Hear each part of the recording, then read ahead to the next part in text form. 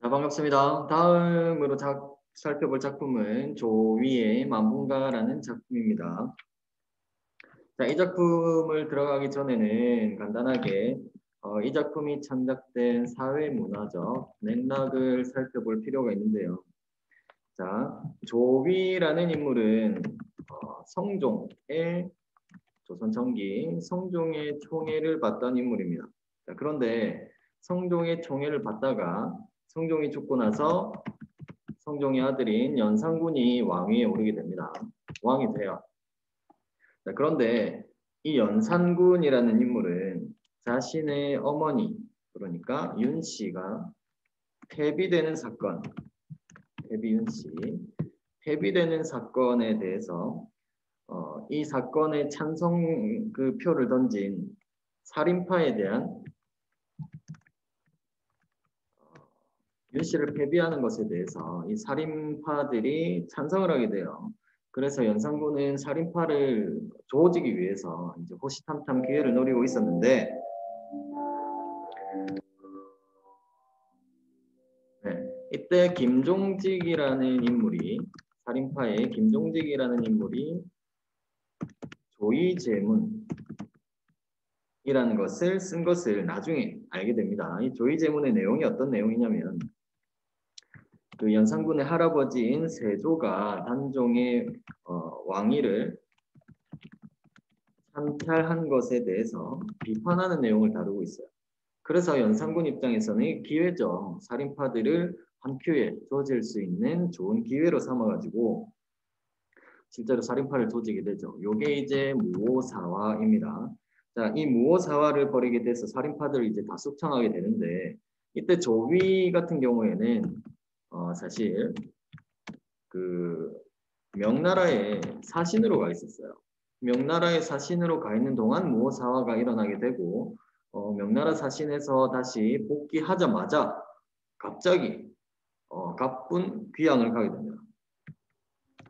유배를 가게 돼요. 무오사화를 통해서 조위라는 인물이 그 유배를 가게 되고 그 유배지에서 자신의 억울함을 표현한 작품이 바로 이 만분가가 되겠습니다. 만분가에서 이 만분의 의미는 귀양살이의 만분가, 귀양살이의 억울함, 노래한 작품이다. 이렇게 보시면 되겠어요. 그래서 만분가라는 것은 억울하게 귀양살이한 것에 대해서 노래한 작품이구나라는 배경 지식을 깔고 작품을 한번 보도록 하겠습니다. 자, 이 작품 같은 경우에는 나중에 16세기 작품인데 만분가 뒤에 정철의 삼인곡이라든가 송미인곡이 나오게 돼요. 그렇기 때문에 내용을 보시면 굉장히 비슷한 만분가와 송미인곡 같은 경우에는 비슷한 내용들이 굉장히 많아요. 자, 첫 번째 행부터 보겠습니다. 천상백옥경 11루 어디매오. 천상백옥경 요것도 어디서 많이 보지 않았습니까? 우리가 송민고 할 때 천상백옥경이 등장을 했었는데 요거는 뭐 옥황성제가 있는 궁전이지만 무엇을 의미한다고 봐야 됩니까? 왕이 살고 있는 임금이 계신 뭐요? 임금이 계신 곳 왕궁으로 보면 되겠죠. 천상백옥경이라는 장소는 임금이 계신 곳이구나. 이때의 임금은 연산군이라기보다는 자신을 아껴주었던 성종을 의미한다라고 보시면 되겠습니다. 11루 어디매요? 누각입니다. 12개의 누각은 어디 있느냐? 오세군 깊은 곳에 자청천이 가렸으니 일단 이 천상백옥경은 임금이 계신 곳이라 그랬죠. 이 자청천도 마찬가지로 그 신선이 사는 집인데요. 자청천도 역시 임금이 계신 곳 왕궁으로 하겠습니다. 왕궁이구나. 이렇게 보시면 돼요. 자청천도 왕궁, 왕이 있는 곳을 의미한다. 자, 그런데 오세군이 깊은 곳에 무엇이 자청천, 왕궁이 가려져 있어. 그러니까 오세군이라는 대상은 왕궁을 보는 데 있어서 장애물의 역할을 한다라고 볼 수가 있겠죠. 세군이라는 것은 장애물의 역할을 하는구나. 지금 빨간색으로 적는 내용들은 다 필기하십시오. 자, 그 다음 천문 구만리를 꿈이라도 갈똥말똥. 천문, 여기 문이죠. 하늘의 문입니다. 왕궁의 문이라고 생각하시면 됩니다. 자, 그런데 구만리를 꿈이라도 갈똥말똥. 구만리, 우리 대한민국 남에서 북까지 여러분들이 그 애국가를 떠올려 보시면 삼천리 화려강산이라고 하죠. 삼천리, 남에서 북까지 총 길이가 3,000리 정도밖에 안 되는데 여기에서는 9만리라고 표현을 하고 있단 말입니다. 어마어마하게 긴 거리죠. 그렇기 때문에 이것은 실제적인 거리라고 보기보다는 임과의 심리적 거리감으로 보는 게 더 적절하겠습니다. 그래서 천문 9만리를 꿈이라도 갈똥말똥.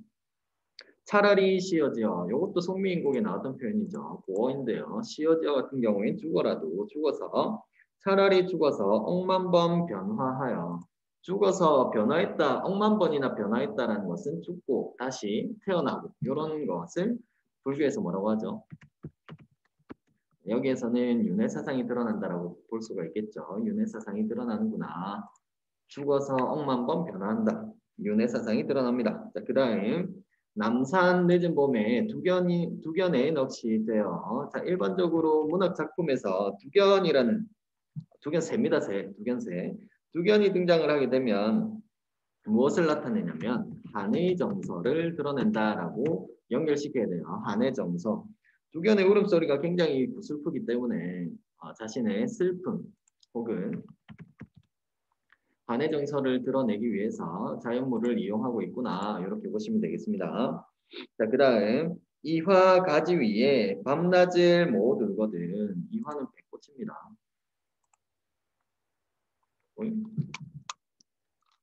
이화 가지 위에 밤낮을 못 울거든. 삼천동리에 저문하늘 구름되어. 삼천동리는 신선들이 사는 동네 안이라는 의미인데요.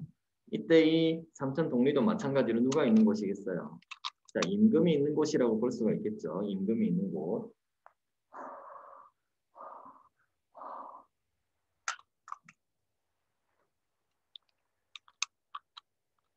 자, 이 임금이 있는 곳에 무엇이 되겠다? 구름이 되겠다라고 표현을 하고 있죠. 구름. 그래서 구름이 되어서 바람에 흘리나라 자미궁에 날아올라.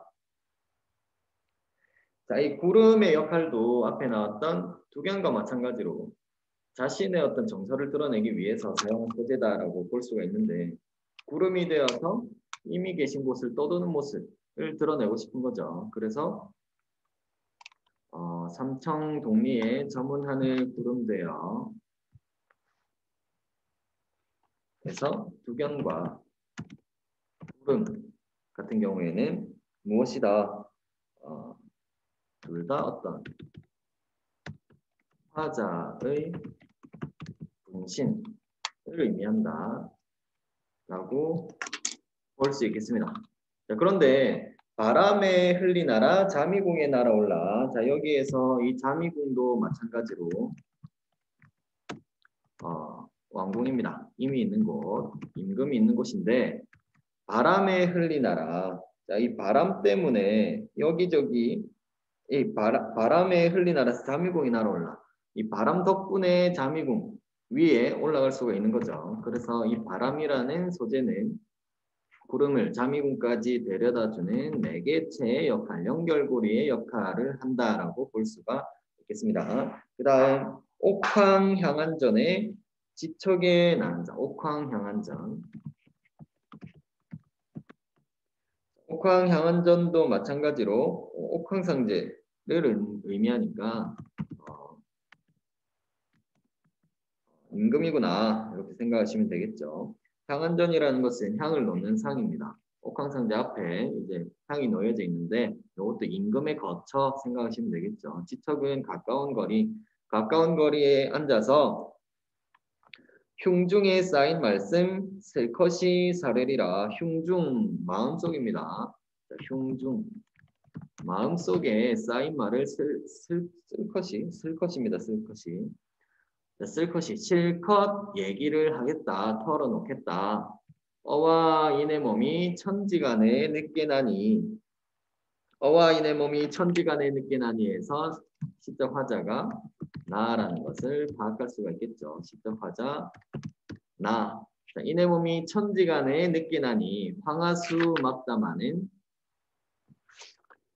황하수 이건 말 그대로 황화강의 물입니다. 황하수 막담하는 초객의 후신인가 상심도 끝이 없고 가태부의 넋이런가 한숨은 무슨 일고. 자, 여기에서 초객과 가태부라는 인물들은 대표적으로 충신의 전형적인 인물이다라고 보시면 됩니다. 이것은 중국의 고사를 인용했다라고 보시면 되는데 이때 이 초객은 누구냐? 초객은 불원이라는 인물이고요. 그 다음에 가태부는 가의라는 인물입니다. 가의는 들어보셨죠? 가의는 우리가 그 통곡할 만한 자리에서도 중국 고사를 인용하면서 가의에 대해서 이야기를 했었고 한나라 때 인물이죠. 충성심을 나라를 위해서 통곡을 했었다. 그 다음 불원 같은 경우에도 나라를 사랑하는 마음이 너무 컸기 때문에 얘도 모함받아가지고 나중에 귀양을 가게 되거든요. 그 길에 자신의 억울함 때문에 자살을 하게 되는 그런 인물입니다. 둘 다 무엇을 의미한다고요? 불원과 가인은 둘 다 충신의 전형적인 인물이다. 그리고 고사를 인용하고 있구나. 이 정도 확인하시면 되겠습니다. 그래서 가태부의 넋이런가 한숨은 무슨 일고. 이때의 정서는 화자의 정서는 한숨이 난다. 그만큼 답답하다라는 얘기죠. 분식 아니고 분신입니다. 쌤 잠깐 마우스가 조금 문제가 있어가지고 다시 필기를 했어야 하는 내용들은 빨간색으로 표시를 해드리겠습니다. 자, 여기서도 중국의 고사를 인용하고 있고 그 다음 형강으로 넘어가겠습니다. 형강은 고향이라 10년을 유락하였더니 자, 여기에서 이 형강이라는 것은 중국의 강 이름인데요.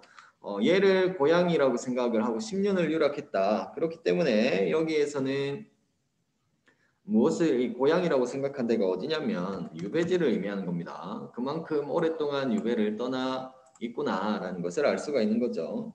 그래서 유락하다라는 것은 타향살이를 했다라는 의미예요. 자, 그 다음 백구 넘어가겠습니다. 백구는 그 고전 작품에 자주 등장하는데요. 백구는 갈매기입니다, 여러분. 흰 개 아니고요. 갈매기입니다, 갈매기. 백구는 갈매기예요. 자, 이 백구랑 벗이 되어서 함께 놀자 하였더니 어르는 듯 괴는 듯. 자, 여기에서 또 괴다라는 단어가 나오는데요. 괴다라는 것은 사랑하다라는 뜻이에요. 고대국어 시기에, 중세국어 시기에 괴다라는 단어는 사랑하다라는 의미를 가지고 있었습니다. 그래서 어르는 듯 사랑하는 듯 남의 없는 임을 만나. 여기에서도 임 누구겠어요? 연산군 아니고 성종이다. 그 다음 금화성 백옥당의 꿈이조차 향기롭다. 금화성 백옥당이라는 곳은 어떤 중국의 지명 이름인데요. 이 금화성 백옥당이라는 곳에서 적송자라는 인물이 신선이 되었다라고 해요. 돌을 터득해가지고 신선이 된 장소가 바로 이 금화성에 있는 백옥당이라는 곳이었어요. 그래서 그곳이 꿈조차 향기롭다 라고 얘기를 하고 있는 거죠. 그 다음 오색실 이음 짧아 임의 옷을 못하여도 여기에서 또 옷을 짓고 있는 모습이 나오는데요. 송민국에서도 여름인가요? 그때 옷을 지어서 보내는 모습이 나타나 있었죠. 다섯 빛깔의 실. 그 다음 바다 같은 임의 은은 은혜입니다. 자, 은혜를 추호나 갚으리라. 추호 아주 조금인데요. 아주 조금이나마 갚으리라. 배곡 같은 이의 마음 임 위하여 지켰더니 자, 여기서 배곡이라는 것은 보통 매우 깨끗한 모습을 표현하기 위해서 배곡이라고 표현하는데 여기서는 자신이 깨끗하다. 그러니까 결백하다라는 것을 드러내기 위해서 배곡 같은 이의 마음이라고 표현하는 겁니다. 배곡 같은 이의 마음 임 위하여 지키더니 장한 어젯밤에 무설이 섞여 치니 자, 고전 작품에서 또 설이 나오면 시련, 역경 의미하는 거죠. 여기서 무설이는 이 화자에게 무오사와 정도의 의미를 가진다고 보시면 되겠습니다. 장안의 어젯밤에 무설이 섞여치니 일모수죽에 쥐수도 냉박할사. 일모수죽이라는 것은 해질녘 긴 대나무, 해질녘에 긴 대나무를 일모수죽이라고 하고 쥐수도 냉담한데 푸른 옷 소매도 차구나. 푸른 옷 소매도 차다라는 어떤 촉각적인 심상이 제시가 되어 있네요. 자, 그 다음 유란을 꺾어지고 임계신대 바라보니 유란은 난꽃입니다. 난꽃을 꺾어지고 임계신대 바라보니 여기서 이 임이라는 것도 역시 임금을 의미하겠죠. 그 다음 약수 가려진데 구름길이 험하구나. 약수는 중국의 전설에 나오는 어떤 강인데요. 여기에서는 그 새들도 날개가 젖어가지고 물에 가라앉는다. 그래서 건널 수 없는 강이라고 건널 수 없는 강. 그래서 장애물의 의미를 가지고 있는 강이 바로 이 약수가 되겠습니다. 그런데 여기에서는 이 일모수죽이라는 것과 잠시만요. 일모수죽 대나무라고 그랬죠. 유라는 난이라고 그랬습니다. 어디서 많이 본 것 같지 않습니까, 여러분? 사군자가 제시가 되어 있죠. 사군자 중에서 지금 대나무와 난이 제시가 되어 있습니다. 나머지 두 개 뭐가 있습니까? 매화, 난초 여기 나와 있고 국화 이렇게 사군자가 있는데 지금 여기에서는 대나무와 난초를 나타내고 있습니다. 그만큼 임에 대한 자신의 지조와 절개를 드러내고 있구나 이렇게 보시면 되겠어요. 자, 그래서 지금 교재에 제시되어 있는 부분은 여기까지이고 이를 통해서 드러내고자 하는 주제는 유배 생활로 슬픔 그리고 임금에 대한 그리움 이 정도 주제 우리가 확인해 볼 수가 있겠습니다. 자, 그러면 여기까지 본문 살펴보고 여러분들은 일시정지하고 문제를 4번, 5번, 6번 세 문제를 풀어보시면 되겠습니다. 시간은 3분 드릴게요. 자, 일시정지 문제 풀겠습니다. 그 다음 바로 해설하겠습니다. 자, 4번 문제 윗글에 대한 설명으로 가장 적절한 것은 자, 1번부터 보겠습니다. 자연물을 활용하여 화자의 심정을 드러내고 있다. 4번 문제도 바로 정답이 나왔네요. 자연물을 활용해서 화자의 심정을 드러내고 있다라고 했는데 아까 두견세에 나왔었죠. 두견을 통해서 자신의 어떤 한의 정서를 드러내고 있구나. 그 다음 구름 같은 경우에도 임금이 있는 거처 왕궁 근처를 이렇게 떠돌면서 멀리서 이제 바라보는 모습 그를 통해서 자신의 억울함을 하소연하고 싶은 심정을 드러내고 있는 겁니다. 그래서 1번 적절하고요. 그 다음 2번 반어적인 표현 자신의 속마음을 반대로 표현하는 반어적인 표현을 반복하고 있지 않고 반어적 표현 자체가 나타나지 않습니다. 그 다음 상대방을 희화화하고 있다라고 표현을 하고 있는데 희화화라는 것은 희화화라는 것은 우스꽝스럽게 대상을 표현하는 것을 희화화라고 합니다. 자, 여기에서 왕을 희화화하면 안 되겠죠. 좋습니다. 그 다음 3번 의성어와 의태어. 자, 의성어와 의태어. 요거는 이제 따로 적지는 않겠습니다. 의성어는 소리를 말로 표현한 거고 의태어는 모양을 말로 표현한 거죠. 그런데 이를 통해서 생동감을 높이고 있다. 의상어와 의태어가 이 작품에 등장하지 않습니다. 음성상징어 두 가지 묶어서 음성상징어라고 얘기를 하죠. 이 두 개는 나타나지 않는다.